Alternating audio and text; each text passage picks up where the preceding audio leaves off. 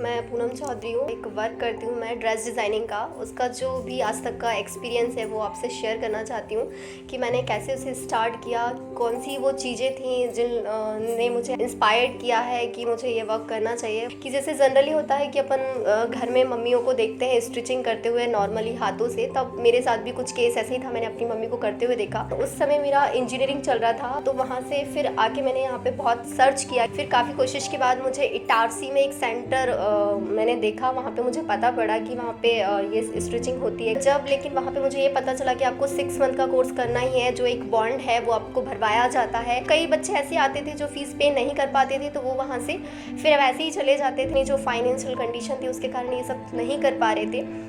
तभी मेरे मन में आया कि क्यों ना वो चीज़ यहाँ पे स्टार्ट की जाए। लेकिन मैं श्योर नहीं थी कि मुझे वो चीज़ इम्प्रूव है या नहीं है, वो चीज़ मुझे फिनिशिंग से आती है नहीं आती, तभी मैं टीचर बन सकती हूँ, मैं दूसरों को बता सकती हूँ। देन क्या हुआ कि 4 लड़कियों का एक बैच मेरे पास आया कि क्या दीदी आप हमें बताएंगी। तो मैंने बोला यस, मुझे ये चीज़ आती है, अगर मैं आपकी हेल्प कर पाती हूँ तो मैं बिल्कुल बताऊँगी। तो वहीं से एक मैंने बेचेस लेना स्टार्ट कर दिया।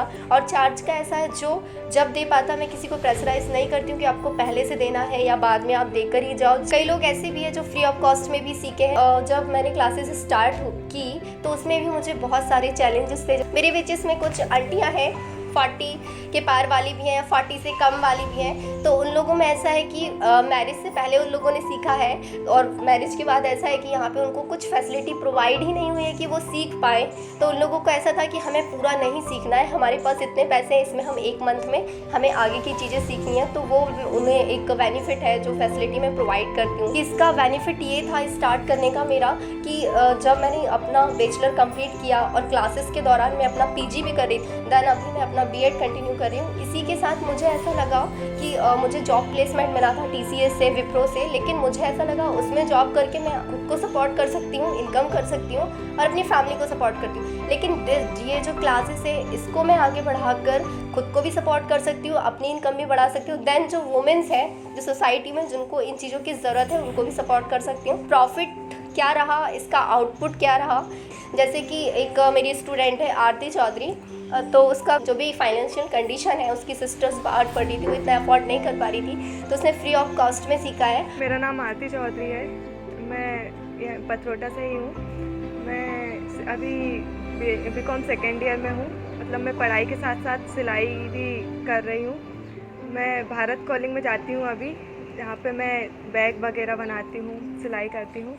और मुझे मतलब अपनी भाभी सिलाई करती थी और दीदी सिलाई करती थी, तो उनको देख के इंटरेस्ट आया। फिर मैंने सोचा कि मैं भी सिलाई सीखूं। फिर मैं दीदी के पास आई सिलाई सीखने के लिए, मैंने यहाँ पे सिलाई सीखी। एक है मेरी स्टूडेंट्स, उनका डाइवोर्स केस चल रहा है, वो मेरे पास आई।